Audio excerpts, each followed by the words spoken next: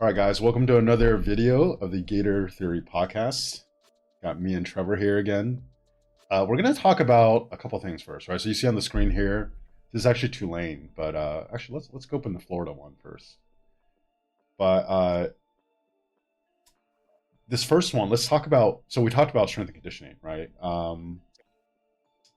This is guy, Coach Jonathan Davis or John Davis. You can follow him on Instagram, where he posts a lot of the videos. I came across this maybe like a week and a half ago. It's very, very awesome because this guy is doing a lot of the stuff that we talked about before for injury prevention, right? So you can see this video here, right? You can see like TJ Shanahan. So all of these things he's doing, let's just run through the video, right? Looks kind of weird. Like, what is he doing? Right? It's not stretching, right? Call it pro stretch. All of these things are actually muscle activation. So in fitness, right, there's a saying that tightness is weakness. And you want to think you lose range of motion usually at one of three reasons. One is lack of use. And when you stop using something, you get atrophy, it becomes weak, right? And sometimes it's not the thing that's weak that's actually even necessarily like that tight. It's the thing on the opposite side that has to tighten to create stability to compensate for the thing that's weak, right? Two is some kind of trauma. So, like for example, you had an injury, you didn't properly rehab, you didn't mentally rehab. You might just instinctively stop at a range just because like your nervous system doesn't feel safe to go any further, right? Uh, and all of these things on the screen here, this is amazing because the reason why you do exercises like this is so that your big movement patterns actually work well. But also, this is the kind of stuff where when this is stronger, you're way less likely to get hurt, right? So, any thoughts on this, Trevor? Yeah, man, I love this kind of work. I think, Yeah, sometimes people fail to understand the difference between flexibility and mobility. yeah, And so we do see a lot of static stretching, yeah, which is flexibility, right? Like achieving those end range of motion. But yeah, something like this, where even this hip activation on screen, like that's not necessarily increasing hip mobility, but yeah, just in turning on those hip muscles. And then I think too, the hamstring glide, like that kind of stuff, where you can really yeah. build that strength through the range of motion, mobility control, like that kind of stuff is going to be. And football is an explosive sport, right? Both in terms of getting hit and also in terms of generating movement for your own body. And so having that ability to withstand a lot of torque I don't know about why. all of these different muscles in these joints. I don't know why your video is kind of twitching right now. It's kind of weird. It's like you're like Is it? tweaking out. Well, it's fine now, but it was like tweaking for a Okay. bit. Okay. Yeah. So, what do But you? yeah, like Yeah. building strength, like through the range of motion, especially in the beginning of the program, right? Yeah. Like when I took strength and conditioning Yeah. at UF, we learned a lot about like you have to start with your foundational movements. So the idea that you should be progressing throughout your entire cycle, especially in the off season, right? Where this is kind of the one time every year where we have the chance to really correct movement, go in and look at these issues that we may have, and really get the chance to correct them. Because during the season, there's just not time to Yeah. do foundational stuff. Yeah. So what he wrote here. So he posted this 5 days ago. Mobility Day with the Florida Gators football team. And he is one of the strength and conditioning coaches with Florida football. 4 stations in 30 minutes, covering head to toe, with a foot ankle station up to a T spine shoulder station. Total body mobility in 30 minutes, performed weekly, to go along with daily 10-minute mobility following every team lift and team run. So not only are they doing 10 minutes a day, which honestly is more than enough, right? But then they're Mhm. actually doing a longer 30-minute session every week. It's perfect. Like before, I was just like, oh, I'm just seeing these like Olympic lifts or deadlifts or squats, right? And like, Jaden Wood is very unbalanced. He's very front dominant, right? Laganza and Brendan Bett actually look pretty good in their squats, right? So as you're doing these things, and hopefully, I've assumed this guy, I mean, has all these like titles, right? He can screen each individual athlete and start making sure that each individual athlete maybe has stuff that's just tailored for them to strengthen the stuff that's weak. And like one thing I would Yeah. love to look for is like over the next like 2 months, maybe, right? Like before the spring game, maybe we see another video of say like Jaden Wood squatting, and it looks different, right? If his squat fundamentally starts looking different, and you can see like the weaknesses are starting to kind of balance out the strengths, and his squat just looks different. Like I'm already pretty confident, but my confidence will be through the roof. Okay. Yeah. Yeah, like this stuff. It's not. This is the stuff that's just not sexy, right? People just want to talk about like how much someone squats and everything, but this is the stuff that honestly is like goes such a long way into like injury prevention, right? I can see in this, you can't really see the comments, but like Bailey Stockton, like all these actual players are commenting on it. And what's cool is like you can even look at, like because he was there at before at Tulane, and let's see what's a good one here. What's this one? Hip speed work with pulses. Oh, I love this, right? So he's pressing down Yep. right now, right? So you can feel your whole adductor engaged.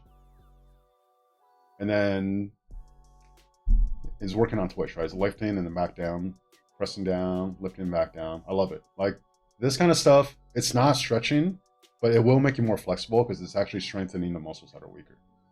All right. And I'm sure you already saw the quote in and Rusty's interview, right? People asked him, how do you prevent injuries from happening? And he said,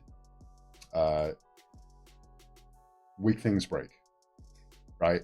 And people are just like losing their minds, like, oh, what a badass. Like, it in a way, right? Like yeah, like it's yes, like weak things break, but like when you really understand this stuff, like there's a much deeper like meaning. Like that's actually why you get a lot of the injuries you get. It's because some things are weaker than others, so they're not working proportionately, which leads to a higher risk of injuries. Right? And like just from to say that and then to see this, like, okay, this coaching staff from the outside looking in, they like it, I think they get it, right? And I'm willing to bet I think so, right? if we look at Tulane's injury report, it's probably way less than what we had last year.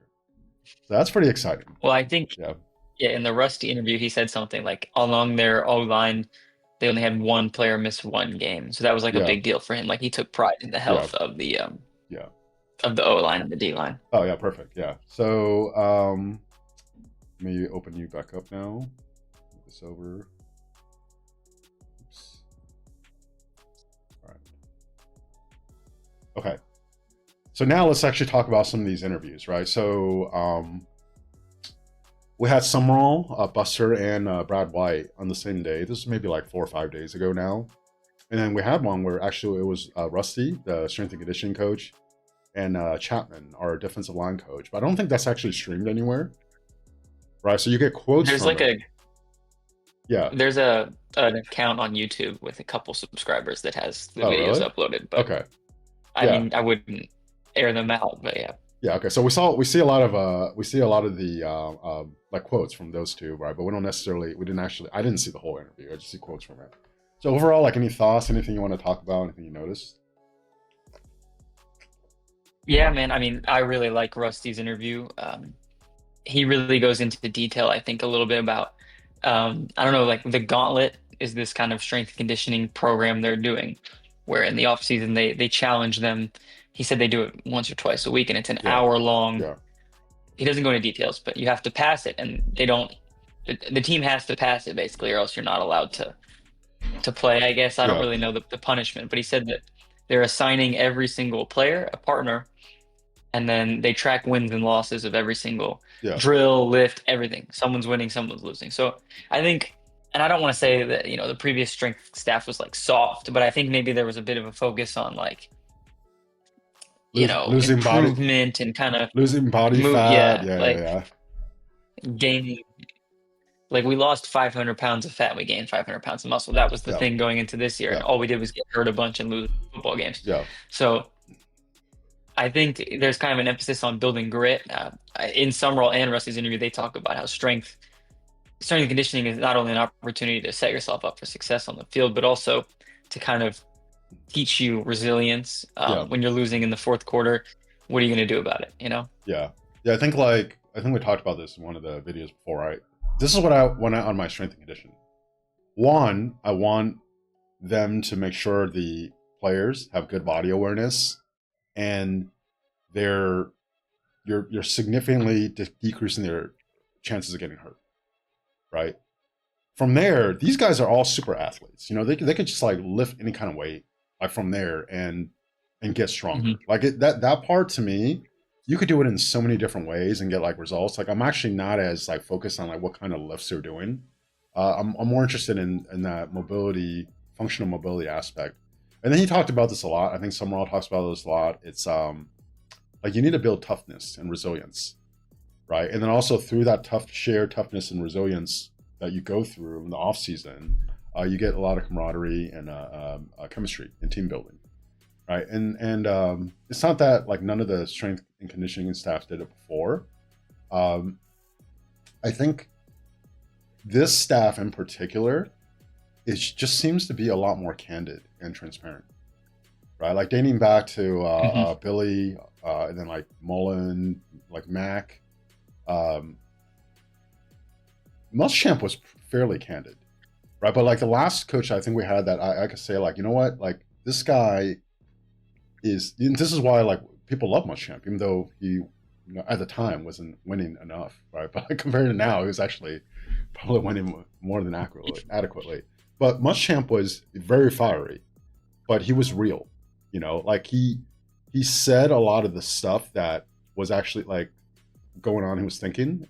His problem was, he would just keep changing OCs, right? So he identified the problem, but the same like stupid shit just kept happening, right? They would, for example, like play the opposite of analytics football, right? Rather than like go for it when you should, you would play really safe and punt it, and then you end up like sometimes you'll end up winning, right? But you knew that wasn't the right analytics play. And a lot of times you'll end up playing conservative, trying to rely on your defense, you will lose. And it just like the offense was just never right under him. I think he had a Charlie Weiss senior his first year, and then he took the OC from Boise State, who was really good at the time, Brent Pease, and it was just like you got a brand new OC. Like why did the offensive numbers just not improve? Right. Then he ended up with like Kurt Roper, this guy he took from Duke, and it was the same, and then he got fired. Right. So he was actually willing to change like where the team was weak, but the theory at the time was like he just kept meddling in the offense. Right. So we don't know if Summerall, a defensive guy, is going to meddle in the offense or try to play that way. Um, but at least he's very candid, right? Like, and that's the thing. Like, he'll talk like I forgot who it was that asked him, like, what are you worried about, like going into the off season, like as far as roster? And he said, honestly, I think we have like good top end like depth, but I always want more depth on the line of scrimmage. So the O line and the D line, Yeah.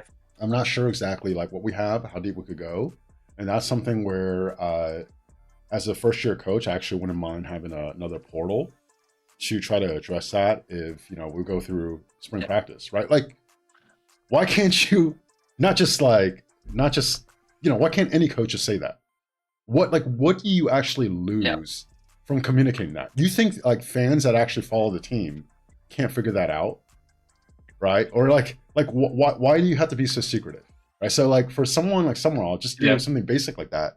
It's very very refreshing, right? Like Buster and Brad White, they're a little less, for lack of a better word, candid, but they're still like way better than like Ron Roberts or, oh wait, we didn't have an OC before, so it doesn't matter, right? Like Yeah. it's just refreshing to have a coaching staff that like is just kind of willing to like talk about things, and there's minimize the coach speak, and you feel like if you ask them a direct question, you could get some kind of like relevant answer out of it, you know? Yeah. Yeah, The I was watching the Chapman interview, and yeah. it was funny. Like you could tell he almost had a bit of a carryover from the Napier. Like he just Oh, reminded me of Napier. He oh, said, really? someone asked like, oh, like a couple guys were shaken up going into the end of the year. Like how is health on the line of script or on the defensive line? Yeah, And he, the classic Billy, like, oh, you'll have an injury report. He didn't say that, but he was like, well, we got to address some challenges, and then just like moved on. So like, but like you said, 100% more candid. Buster, they even asked like, hey, what kind of offense are you gonna run? He's like, look, if we get into spring ball, we got yeah, 8 good receivers. We're playing 10 yeah, personnel. yeah, If we have a million tight ends that are amazing, like yeah. We're gonna play we're more gonna 12. play 12 personnel. Yeah, Yeah. It's like it's not just like, well, we're gonna evaluate the outcomes in the spring game, and then yeah, we're going to, it's like, hey, yeah, we're yeah, gonna figure it out. yeah. Like just give it something, right? Because Yeah. because again, I joke about this. It's true. I don't want to feel like I'm smarter than my coach. So like if you can at least show me and show the fan base that you can talk about stuff you're concerned about, stuff you're confident about, stuff you're unsure about, where you think it's going to go, but like some of the thought process that goes into it. That's the whole point of doing an interview. Why else? Like, why would you do an interview and then spend 30 minutes just to say nothing of substance? Right? Like, what's the point? What's the point of doing an interview? So I watch right? every single Yeah. like press conference every week through the season, through the off season. And Yeah. of course, like I only started doing that in the Napier era. And I Yeah. did it not because I wanted to, but because I felt like I had to stay, up to date. Yeah. And it was awful. Like every week you're like, oh, the Tuesday press conference, Yeah. or like this is gonna be great. Yeah. And then now I'm actually like looking forward to them because Yeah. it's like actual meaningful information to be learned. Yeah. Yeah. Like, because if something is not going well, and trust me, like, I'm well aware. We'll talk about this like at the end, right? But like, we're not going to win every game, right? Like this team, it's just first year coach, right? Guess what? Do you remember what Todd Golden's first year record was at Florida?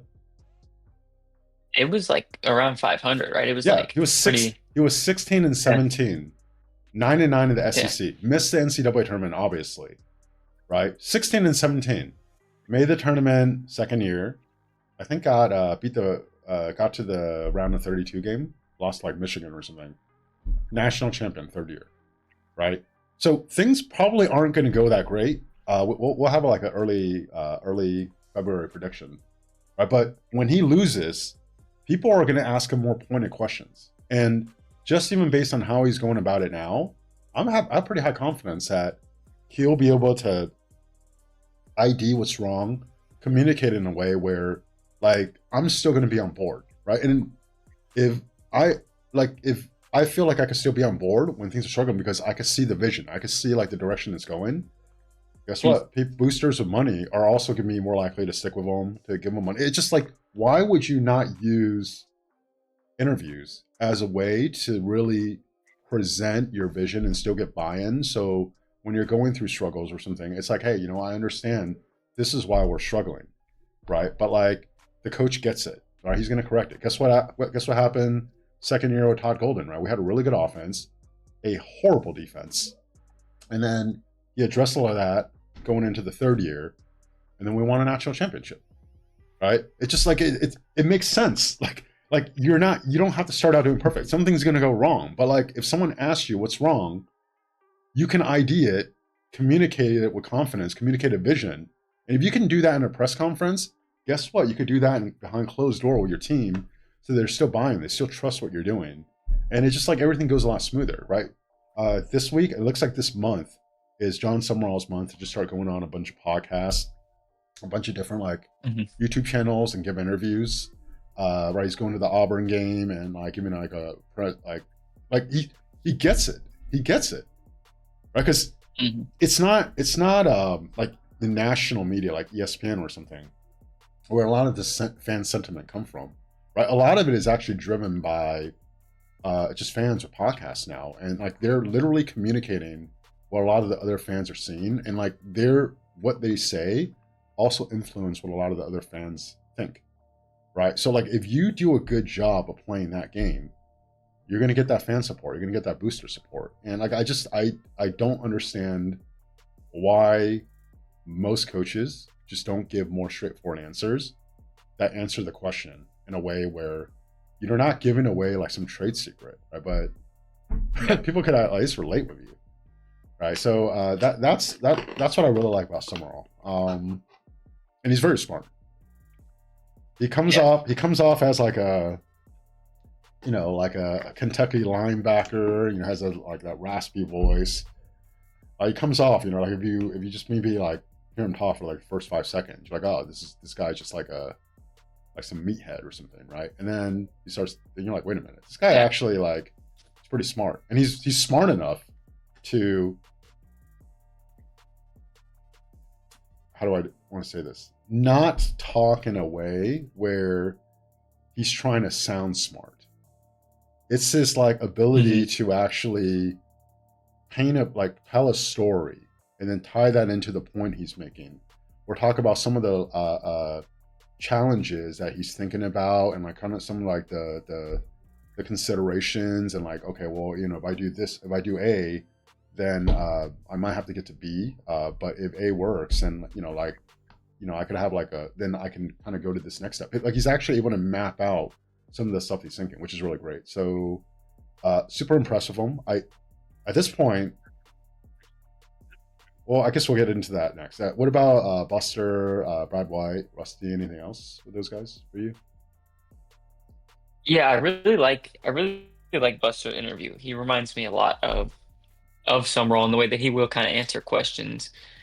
I mean, it's almost refreshing, I guess, to just have someone understand the expectations, right? There was a long time of Yeah, vocalization yeah, that yeah, like, hey, we're supposed to be good at offense. yeah, We're supposed to score points, but there's no one, and this is half on the people asking questions, at these stupid yeah, press conferences. yeah, They never really poked the bear with Billy. yeah, And I guess they kind of knew too that they wouldn't get a response. yeah, But it's like Buster go out there and be like, look, we're gonna run whatever offense puts as many points on the leaderboard as possible. yeah, It's like, let's do that. That sounds like a great idea. yeah, Or like, what else? I think there was someone asked him,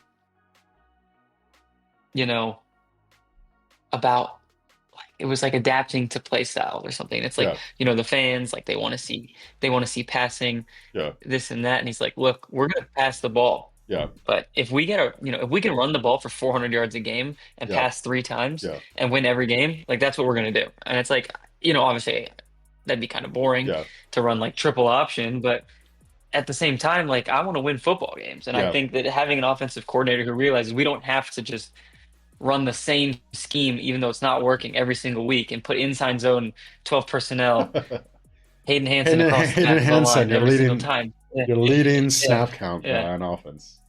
Yeah, I think what one yeah, of the things he said was like, like everyone wants like a like passing all over the place, or like I want that too.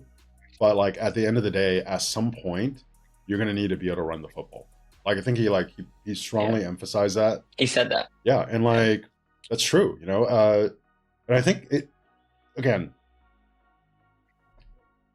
Let's just take like what people consider like an air raid, right? Like a spread offense, right? And then it's just like you're running five wide all the time, you're throwing all over the place. Uh, what I think you notice this too, right? A lot of these teams will just put at these crazy stats, right? Beating up on lesser teams, but then when they run into a actual good defense, like they just run into Georgia, and Georgia would just scheme their way into taking away things that they want to do, right? Take away their tempo, and then force them to essentially like do the stuff that they're weak at, which a lot of times is running, and they just can't do it. And they just can't do it. Boom, it's like shut down. It's over. So like a lot of these offenses that people want, it's fun, it's exciting, and it has very high upside, but it actually has a really low floor if you can't do some of the fundamentals, right? And then you have like the other end of the spectrum, like Nick Saban when he first got to Alabama. It's just, I want to need a game manager. I need the best players, best O line, best running back, and we're just gonna like pound you with a run and then like do play action off of it. Doesn't have the highest upside, yeah, but it's a very, very high floor. And it's very consistent. You're gonna be able to do it game to game to game, right? And what happened with Saban was, I want to say like 20, maybe like 16, 2017. It was like when Jalen Hurts was starting, and then he essentially pulled him and put in Tua at halftime of the championship game. After that, especially going into the next year, there was like a noticeable switch. He started getting way more dynamic quarterbacks, but then he also started going much more modern with his offense, right? So he had like Steve Sarkisian and Lane Kiffin calling plays for him. I forgot there's like another OC, but his offense updated, right? Because he realized that if he wanted to play yeah, that high floor, low ceiling offense like before, he wouldn't be able to keep up, right? And I think maybe like the year before, like 2016 or something, he lost a true freshman, Trevor Lawrence, at Clemson that championship game. But like that was when like he had like a mindset shift. He's willing to actually now bring more of a hybrid. Like you still have to, you still like want to be able to run and play that style of football, but also he's willing to actually get a much more dynamic quarterback and open it up a lot more, right? Like he honestly, he kind of wasted Julio Jones when Julio Jones was there, just because, like you had like John, like what's that, like Greg McElroy, right, or like AJ McCarron or whoever, like throwing to Julio Jones, and like It was just, but it was still a run first like offense that just didn't really take advantage of all Yeah. that talent, right? So we'll see, but so far, I can't really think of one thing that I don't like besides not being able to keep Makai Barrow. uh, But even yeah, like um, Chapman touched on that. They asked him in the interview like about not retaining Makai, and yeah, he I mean, obviously he's not going to say, "Oh, we yeah, made a mistake," yeah. but he was very confident. He said that the other guys in the room, I think it's either McLeod or Mbachu. It was a true freshman last year. They were both true I didn't freshmen. even. They were both true They're freshmen. both. That's Yeah, right. So he really emphasized, hey, like, yeah, we had significant contributions from yeah, two true freshmen. yeah, Like, we expect them to get better and, yeah, fill those shoes. And it's like, to have, I mean, to just say that straight up, yeah, like, especially in the NIL kind of era. And he talks a lot too about, they asked him about if the NIL makes it harder to coach the D line yeah, because the dudes, like especially like coming out of high school, if you're like a top end, like they make a lot of money, right? yeah, And they actually asked Rusty this too.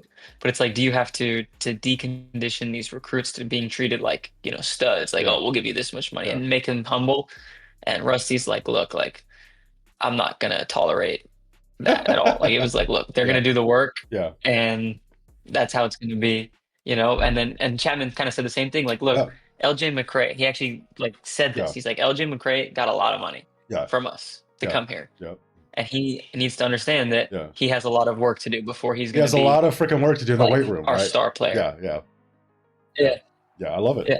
You know, So it's like, I mean, to just come out and say that, like, I mean, that guy's been in the building this whole time and they just haven't been letting him talk, I guess. yeah, and you and you believe him when he says it, right? It is exciting though, right? Because like I think Yeah. we already talked about it a little bit. Jaden Woods obviously has like star potential. I think Mbachu, McLeod, and even Bet have star potential. And then Cam James is very solid. That's a very high floor player. I don't see star potential, but LJ McRae does. So like at least at every single position on the O line, you can ID some players where like, hey, like there's enough there where if they get good coaching, they mentally mature, like it could click in, like it could still be a very dominant defensive line. Like it's not like we don't have talent there. It's like the depth you have to worry about a little Yeah. bit, which I think in the NIL era, you have to worry about it everywhere. It's just a thing. Yeah. Yeah. All right. So let's talk about some early-ish February vibes, right? How you feeling about Summerall right now? And I'll put it this way, okay? I Would you trade him for Kirk Signetti right now? That's a good comparison. I love Summerall, but if Kurt Signetti was like, "That's it, I want to go to Florida," I'd be like, "Fire him right now. I don't even care. Start the strength and conditioning program again from scratch. Like, Me too. cancel all the Me practices." too. Emotionally, it would be But that's tough. the only coach in the country. I'm a little Yeah. emotionally attached, but like, I don't know. I would still take the Sig. What about Kirby Smart? Would you trade Summerall for Kirby Smart? No, Really? Why no. not? I think Kirby's kind of obviously he's one of the greatest coaches in the SEC, but I think he's at a kind of a crossroads now where I wonder if Georgia's time is kind of fleeting here Yeah. and it's starting to kind of be outdated. I And I mean, don't want maybe what he needs is a fresh start, but also I don't want to have a guy like Dabo Sweeney who's refuses to adapt and is just dragging the team down. you lose to Ole Miss. You lose to Pete Golding, Ole Miss in the playoffs, right? Yeah. Kirby's interesting. I think last year actually was probably the most impressive coaching job I've ever seen from Kirby. Like that team, Mhm. which is not that good, especially the defense. Like that defense is probably the worst Georgia defense since maybe like his first year, maybe his second year there. A lot of it was just like the talent. Like there was still talent on the team, it was just very young, right? And like the in-game Yeah. adjustments, some of the stuff he did, like some of the ballsy ass plays, where like either it's like a fake punt, we're going for it on fourth down. I'm just like, dude, like I always when Kirby first came to the league, like his reputation was like he's a shitty coach, like in-game coach, like not like Mario Cristobal shitty, right? But like he was known as like a weaker in-game coach, and then like an amazing recruiter. And last year I think was like the first time I'm really like, dude, like I feel like I have to give Kirby more credit than I was giving him, right? Because I just thought he was like a good defensive coach, maybe, and um, amazing at utilizing the Georgia network to recruit. I think But Kirby is one of the highest floor coaches. Like his team is never going to be bad, but I just wonder if the ceiling is really as high as it used to be for him. You know? yeah, also there's something to be said about getting a coach that's, for lack of a word, kind of clean, right? Like Summerall it wasn't like some like big time coach at like a rival school or something, and you're actually Yeah. getting him, and then you're riding with him and seeing what happens. That's kind of like, obviously, like right now, no one's arguing, even like Gator fans, that Summerall's a better coach than Kirby. But if you actually gave me the choice, I think I would actually ride with Summerall than Kirby, Hmm. right? Like not because I think Summerall's a better coach, but he could be. But that unknown, and like he's still fresh, he's younger. I think puts him over the top for me. I think we already talked about Lane last time, right? So you take Summerall over Lane, Yeah. right? Yeah. Just because of the PR, Like, not even because yeah, of the football. like 100%, like 100%. Like Yeah. we lucked into actually hiring someone we probably wanted more, even though we didn't know it at the time. Yeah. Ryan Day. I saw I saw actually a video from, I don't want to, I can't remember who, but it was somebody on X, and they were talking about how the Florida Gators, or LSU actually made a mistake by hiring Lane Kiffin, and that John Summerall would have been a better coach for them. And it was, Yeah, I think it was an LSU fan yeah, even saying like, look, yeah, we have the pretty pick, but we should have, like, yeah, look at Gainesville, like we should have gotten that guy. yeah, yeah. Like So knowing what I know now, if freaking Summerall went to LSU, I think I would actually be more scared. Like, right? What would you rather have Lane here, and then Summerall at LSU, or flip that around? I'm like, I think I would much rather have Summerall. Like not even I close. think I want Summerall. Yeah. Yeah, like it's just, this guy is not going to burn the place down for sure. I mean, he gets it. Like, and just, I don't know. Maybe we're being hoodwinked, but the vibes are high. But what about Ryan Day for you? I mean, Ryan I Day or think, Summerall? yeah, man. I don't. I have no reason to dislike Ryan Day other than the fact that he's the Ohio State head coach. But just something about him like puts me off. I think he's a really good coach. That's a tough one. Really? I don't think I he's really that. don't know, because if I wanted to pick based on personal preference, Yeah. I would pick Summerall. But I think I couldn't really provide a good reason for that, just other than kind of vibe. So I actually think Ryan Day is pretty mediocre. Right? I think that the when people bash him, like what they say is he was born on third base. Right? He inherited a very good situation at Ohio State and just kind of continued it. But he didn't Mhm. elevate. He didn't elevate the program anymore. If anything, you can actually argue that it for sure was taking a step back until he almost like lucked his way into a national championship last year. But like I don't remember, like they lost Yeah, to Michigan. Like fans are calling to fire 3 years him. in a row. They lost to Michigan. Is it 3 or 4 Mhm. years in a row? Right? Like the vibes are very It was. low. It might have been 4. Yeah. Yeah, the vibes are very low, and then they just like turned on a switch in the playoff. Like Walker Howard, everyone just like started playing out of their minds, right? And then Yeah. it kind of like stabilized him in Ohio State. And then last year, there was a lot of hype, but that team to me was just never that good, right? Like their defense, okay, No, whatever. they Their weren't. Yeah. defense, all time, like an all-time defense, like from like stats perspective. But then like you look at their schedule, and I think this was like week 9 or week 10, right? And Amel, right, probably the biggest Ohio State fan that I know. I'm like, what's like Yeah. what's the last team you guys played where it was like close to 50-50? And she's like, I don't know, like Texas. I'm like, you mean week 1? They went through the whole season, Yeah. and like every team they play, like they were like more than a double digit favorite. Like the only game where there was like a challenge was Texas. Like that's who they played, right? So they obviously like kind of ran through the regular season, And that was a then messy game too. Yeah, yeah, and like it was like what was it like 17 to 14-7. Yeah, 14-7 or something, right? And at the time, they're like, oh, yeah, it's something just like that. Yeah. just too good like defense. I'm like, no, what if neither team is just that good, especially like Ohio State's offense?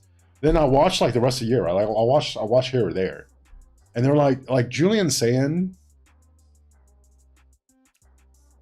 I don't know, I think he's very overrated right now, right? They're like, oh, he finished like Yeah. second or third in the Heisman voting. He's like the best quarterback come back. This guy, they would snap the ball. He would just sit in the pocket. He's just like staring downfield.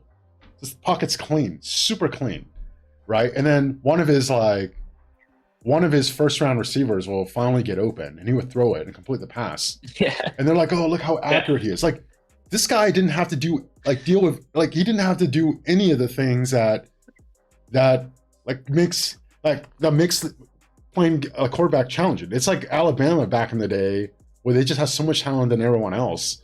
And like Mac Jones ended up being like a Heisman like finalist, right? Like who's Mac Jones, who's horrible in the NFL, right? But just because you play that schedule with that much more talent than everyone else doesn't mean you're like an actual like Heisman quarterback. I'm so glad he didn't win because he definitely shouldn't have. And I don't know. I just don't see it. I just don't see it with Ohio State.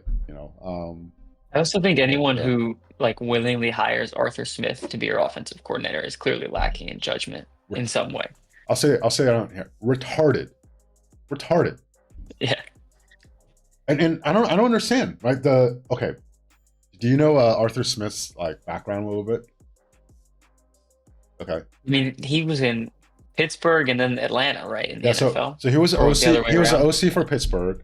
They didn't do that well. Yeah. Right. But they were saying, oh, look at his team, right? Like his like he had DK Metcalf, and then he had like 40-something-year-old Aaron Rodgers. Like it wasn't his fault, right? So like they're all acknowledging he didn't do well in Pittsburgh, right? He was god awful in Atlanta. He had Drake. Is it Drake London?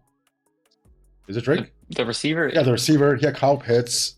He had, and then he dropped a Bijan. Like you're like with these kind of weapons, you should be able to do something, right? And that team was so bad at passing the ball, because guess what? Arthur Smith is a run first guy. He's a run first guy.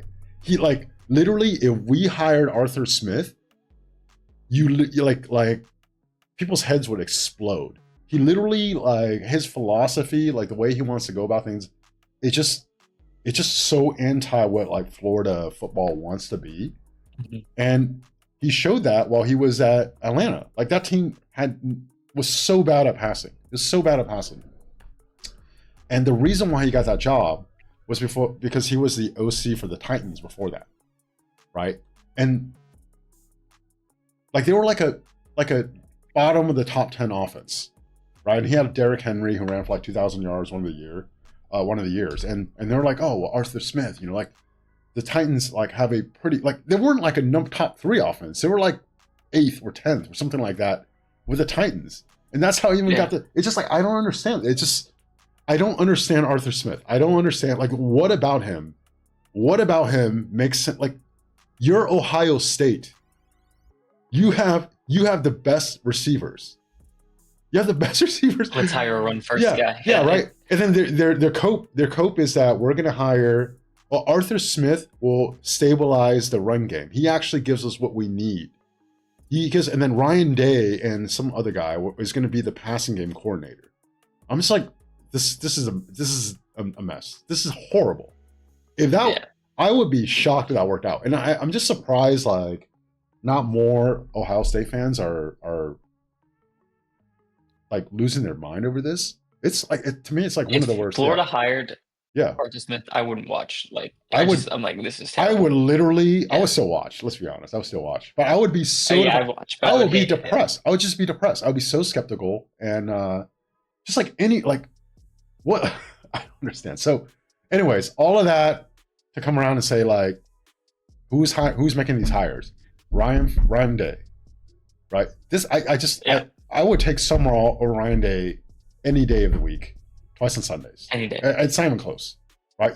Just imagine knowing what we know about Summerall. You put him on that Ohio State roster, like on that as Ohio State head coach. That like I guarantee that program would take another step forward from what it is now. You know, like Ryan Day, it's going to be real interesting if Summerall ends up failing horribly, and we say all this about how he's such a good guy and everything, and then they win like 4 games. Yeah, you never know, right? You never know, but that's why it's early February vibes. Okay, so I think for me, the only coach I would trade Summerall for is Kurt Cignetti right now, going into the 2026 season. Not because I think he's the second best coach. I agree with that. Just because of all these other factors. It's an unknown. He like I think we all agree he has a very, very high ceiling. Right? He might never hit it, but the ceiling is like very, very high. And it's fresh. We didn't take him from Miami. We didn't take him from Oregon. Right? Like he's never coached in a Power 4 conference before. And like we actually found him, brought him up, and hopefully we could grow him. I think it's very. I want to be clear that I don't think he's the second best coach in the country, but I would want him over any other coach except for the SIG, just because of that upside potential. Yeah, the SIG is just a whole freaking machine. Oh my god, serial killer. Yeah, it's amazing. All right, what about have you been following basketball? Not yet. A little, yeah. I mean, I watch. It's about time to jump on the bandwagon, man. Yeah. This team is guard play's getting a little better. I know this team is good. So, this is why Todd Golden is. It's just because he hasn't been good long enough. But depending on how he does this year, and then especially next year, right? So, for example, I think the floor for the team this year is like Sweet 16, and then most likely regular season SEC champion. I think Florida's clearly the best team in the SEC, right? Like Kentucky's playing well. They're in first place right now. Yeah, they'll play before the regular season's over. But this is how you know you have a really good coach, right? The team has gotten better as the season went along. They started figuring out what works, what doesn't. They started tightening the lineup, and it's actually starting to peak, right? Like this team is clearly better now than it was a month ago. And what's cool is it could probably still take another step, maybe 2 forward. Right, it's a very below average 3-point shooting team, and just the players that are shooting horribly have all averaged like 30% in a whole season shooting threes before.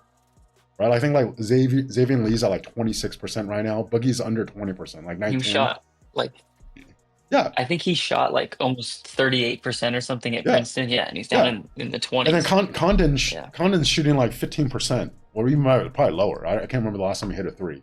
Right, Condon shot like 33% last year. Like, I don't understand statistically how that. Yeah, and like, it's not even like they're taking contested shots; they're just getting these wide open threes and breaking them.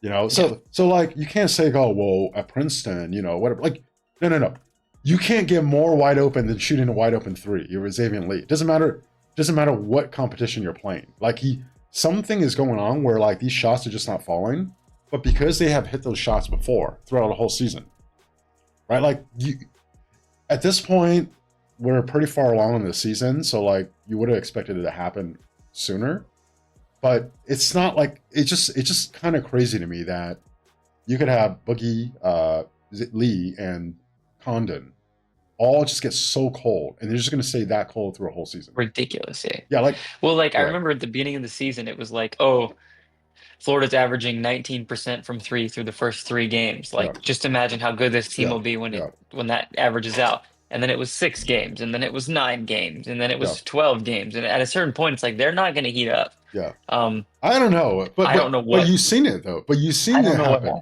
Xavier Lee's been hot in a couple of games where just like nailing these threes. And then, like, even yesterday, he had so many open looks between him and Boogie. 1 for 11 from 3. 1 for 11 between him, Xavier Lee, and Boogie. And it was actually Lee that hit the 3.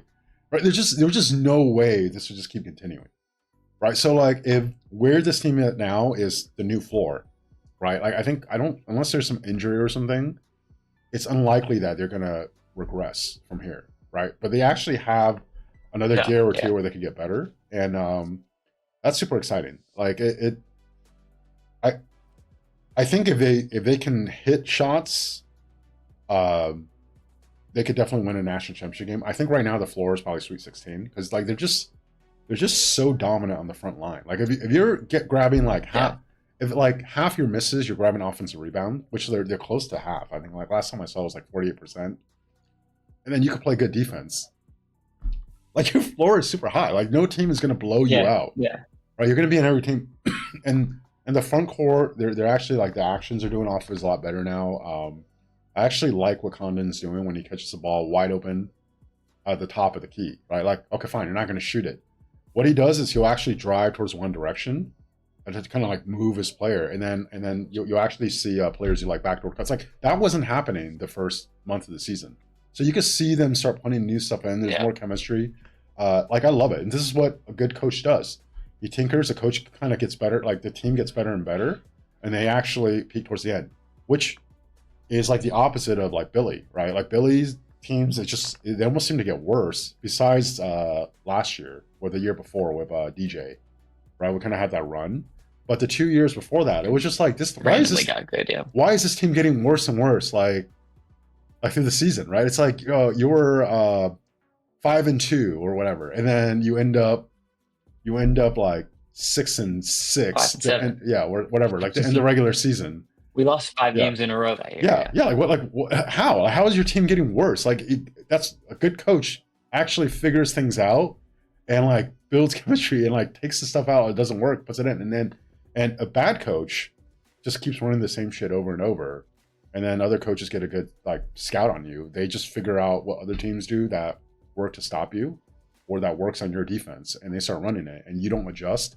and that's how you end up getting worse, right? Because you're not actually adapting and adjusting. So That's exactly what happened with Billy Napier. yeah, so I think like basketball vibes are pretty high. This team could like definitely like make it to the final four, like good enough to make it to the final four. If they can even just hit their threes, like if they can just hit their wide open threes, not even like slightly contested. If you could just hit wide open threes, like this team could easily win a national championship. Not maybe not as the favorite, but they're good enough. Yeah. I maybe I'm a doomer when it comes to basketball, but having watched Elijah Martin, Will Richard and Walter Clayton last year, like the guard play required to win a national championship by 2 points against Houston, Yeah. right? Yeah. And now we have absolute goose eggs from 3 from both of our guards. I just don't know, like Sweet 16 I'll believe, but I don't think either of them, Land or Lee are going to stay hot long enough to make a run deep into the tournament. But at a certain point, they're just going to lose. We have the same players in the front court, but they're significantly better this year than last year. Like significantly. That is true. Right? Yeah. Like our front court is way better than it was last year. If you actually saw the KenPom ratings at this time last year, compared to this year, our defensive and offensive rating right now, like this many games into the season, is actually ahead of where we were last year. Just saying, I'll believe it when I see it. Just saying. I do think we're gonna do well in the SEC tournament, but I think we're gonna get knocked off in the 16 or the 8. Really? Nah. But hey, if floor is 16, if guard play improves or if Land, I just think either one of them gets hot enough to make up for the lack. If they don't improve at all from this point on, which I actually think is fairly unlikely, I think our floor is Sweet 16. Right? If you asked me a month ago, I would have told you different. But like there were even signs a month ago where like we have these like runs, like this stretch. I'm like, oh wow, like this team is dominant. And then they were all of a sudden like not know how to play defense, and like it just looks very stagnant on offense. And you're like you took a lot of that out. I think hopefully that Auburn loss kind of like woke us up. But I think Florida basketball is back, man. And if we could keep going, I would love to see it. Yeah. Like the vibes are high. Everything feels pretty good. Anything else with football or basketball for you? Yeah, I think we should just throw out like a win total. Not necessarily. Like, we haven't even had spring ball yet, but where do you think, if you had to put money Okay. What would you put it on? Is Summerall is who I think he is. I think Mullins first year, 2018. I think they won 9 games of the regular season, so 9-3 in the regular season. Don't quote me on that. I'll be kind of embarrassing if I'm wrong. And then they won their bowl game, and because I remember at the time it was like a very big deal that we had our first like 10-win season in like 3 years or something like that. And it was like a big deal that we won 10 games. Yeah. If Summerall is who I think he is, I want to win 10 games, 9 in the regular season, and then the bowl game. Now, if it, like there's context, right? You get some like crazy injuries or something, which then you start questioning the strength and conditioning, right? If it's not a freak injury. Yeah. Like I could, I could. This hype would go down. Like I would be very, very skeptical if we win 7 games or less. If there isn't something like crazy that happened that I can explain it. If it's like just because with the talent on this team and just like with like the proven coaches and everything, like it just like something is not right. Like if you can't win, if you're only winning, yeah. If you can't like even get to 8 wins, like with what you have on this team, like you're not who I think you are, right? I think 9 is probably about on par with what I think you would expect out of like a competent coaching staff, and then 10 in the bowl game. What about you? Yeah.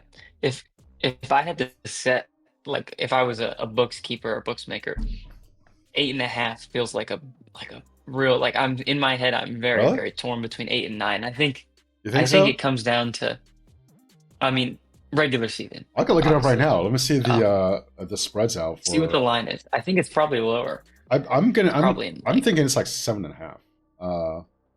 I think so, yeah. But let's see. But 20. 8, like to me, I'm so torn between 8 and 9 wins. I think some of it comes down to freak, not luck, but you Yeah. know how the SEC is, like Yeah. And I think our schedule is so much more favorable than the Yeah. last 2 years. Yeah. Opening at Auburn, first year head coach, just like us, I think that's a good chance to kind of see where we're at. And I think after the Auburn game, we'll know a lot more than we know now, obviously. But Okay. man, I'm with you. I think 9 plus a 10th in the bowl, fringe top 25, somewhere in the Yeah. 20s maybe. The High reason teens. the reason why is because like when Mullen took over, it was kind of similar, like talent. Like we had talent on the team. I think we have more talent now than we did when Mullen took over. But like we had For talent sure. at the time. Like you didn't feel like the cupboard was like empty. When Billy took over, the Yeah. talent was pretty depleted. Like Mullen did a horrible job of recruiting, right? So that's why like when he I think it was like 5-7 or whatever the first year. Maybe it was 6-6, right? And then he ended up losing the bowl game to Oregon State, I think. You gave him a little grace just because like especially on defense, the talent was so lacking that you're like, okay, like but he's like a good recruiter. He'll figure it out. You need to give him more time. If you don't win, yeah, for me, it's like I would be a little disappointed if we don't win 9. Like things can happen, but it's just like if he is what we think he is, I think 9 it kind of like backs that up. Okay, let's go over this betting lines. Okay, so right now, early projections are around 6.5 to 7.5. USA Today's projection is 7 wins. One podcast prediction didn't say who. Well, actually, I could click this. Oh, no, it's a Locked On Gators. Okay, it says like 9 wins. Yeah, I would actually. Yeah. Yeah, I think 9 wins. 9 wins. Yeah, I think 9 is kind of that month. Like 8. 8 for you? 8 good. I mean, no, like I'm saying I predict 9. But if I see the right 8, I'm not going to be worried. 7 starts to get a little rough. Anything less than 7, I'm out. I mean, here's the thing too. Our schedule this year is a lot easier. It's like it's significantly easier, right? So like if it was like last year or the year before schedule, you won 8, and then like the 4 you lost was like competitive, and it's just one of those things like where it's like a younger team still. Like it's like when the Gators earlier this year in basketball, right? Like they lost to Duke, UConn, and Arizona. Essentially, all of them like within the last minute was like a one possession game where we even had the lead, right? And you end up losing, Yeah. right? But it's competitive. Like okay, like I get it, I get it. But Yeah. if it's like you're competitive with second tier, third tier teams, and you're just getting blown out by these top tier teams, right? And then you win 8, like that wouldn't feel Yeah. good, right? Right. But like if you're competitive with all of them and you're blowing out the lesser teams, and you just happen to lose like your 4 toughest games by like a score or like 3 points or something, like I don't think I would be too disappointed. But it just depends on how we get those 8. Yeah. Yeah. But I think 9 seems to be the number. Like that's your number, that's my number. I've listened to a couple other podcasts. They're Oh, all at really? 9. I They think think that seems 9? to be the fan consensus. Yeah, Yeah. but do you think you're being too optimistic? Do you think Well, they're being too I think optimistic?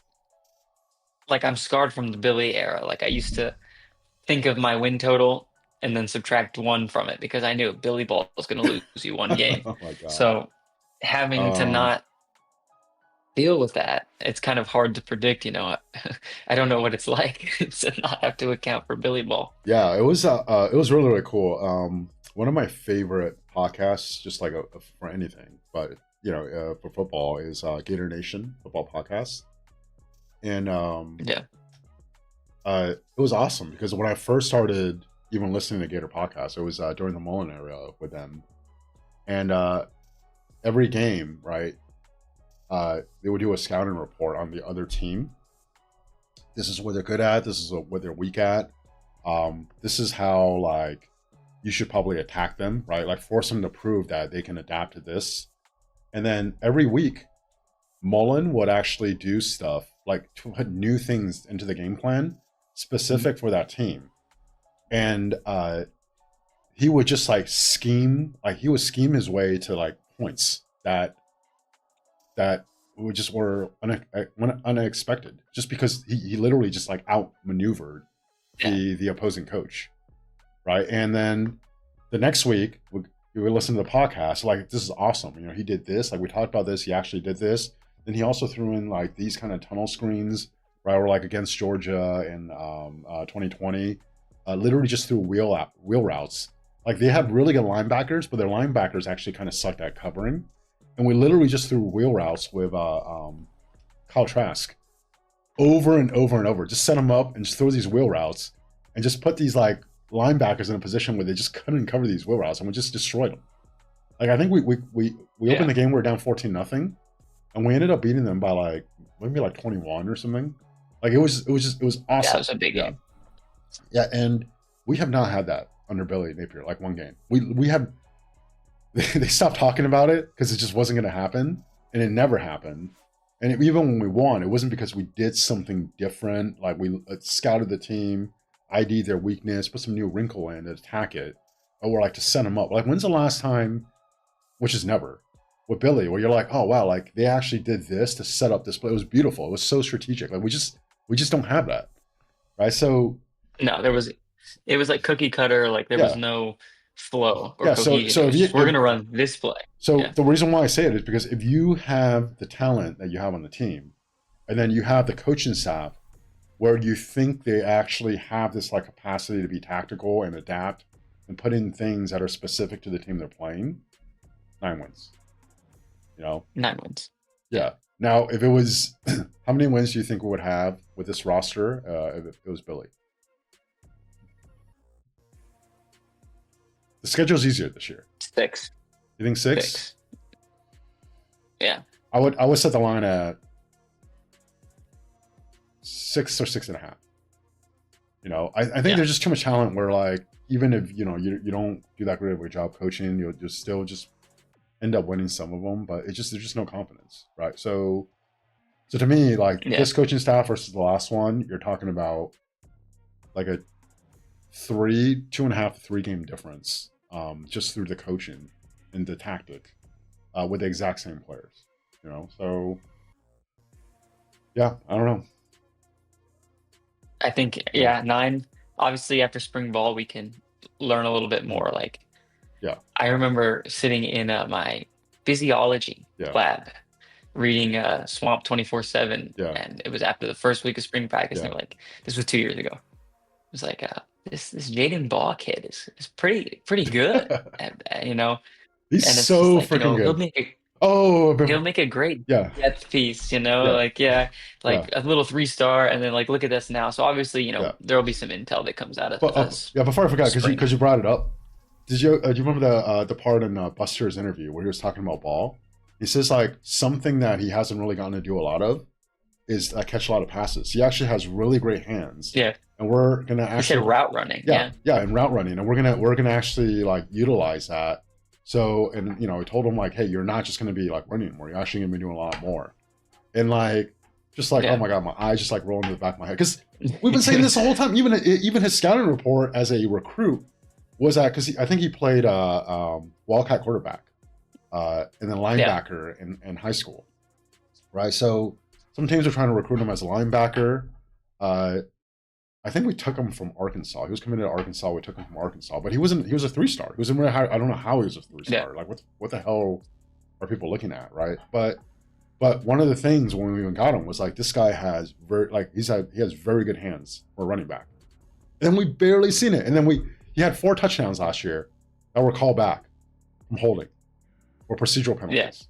He had 4 touchdowns where he caught a pass. That 85-yarder Yeah. against LSU before DJ Yeah. threw 5 picks. Yeah. Yeah, like Yeah. if you just never mind the ones where it was called back but wasn't a touchdown, right? So I think he ended up having like about 300 yards receiving last year. It easily could have been over 500 if you just didn't have these For sure. stupid penalties that actually led to these huge plays that counted. So maybe we'll talk about this next time. I think he's, to me, he's the best running back in the country going into next year, right? For sure. I think you could make a case for Keelan Lacey. Some people want to like talk about Ahmad Hardy over at Missouri. Have you watched Ahmad Hardy play?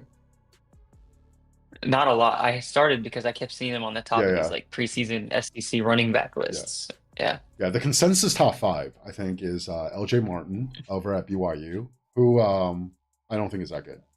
I think he had 1,300 yards last year, but playing in like a much weaker conference. And watching him, I feel like I'm watching Montrell Johnson. Right? So like, oh, wait, let me Montrell was good, but it's just like top 5, like it's like a product of the system and like the competition. It's not, there's nothing like special about it, right? Like you don't see it and you're like, oh wow, like what's going on, right? So I don't think LJ Martin, but even though a lot of people will rank him there, Mark Fletcher, the Miami running back, he's pretty good. He's a dog.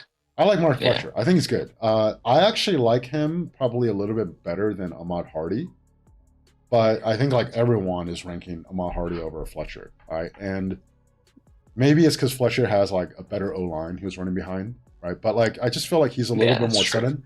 Like Ahmad Hardy just looks like a very big dude. His feet don't look that fast, but he's just like very strong. So he's always getting positive yards. He's always coming forward, but he's just like the ultimate like bruising back with like no top end speed. And then Keelan Lacey is much smaller than Jaden Ball.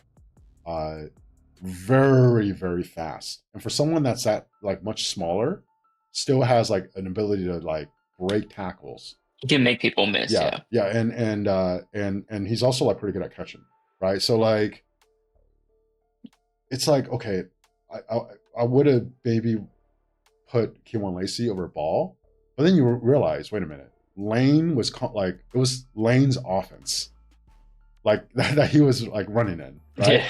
And then Jaden Ball was like getting hit behind the line of scrimmage. I can't remember the percentage now, but it was like way over 50%. Like he has above half. Yeah. Yeah, he's getting hit behind the line of scrimmage like over half the time, and he has to make someone miss in the hole just to even get positive yards.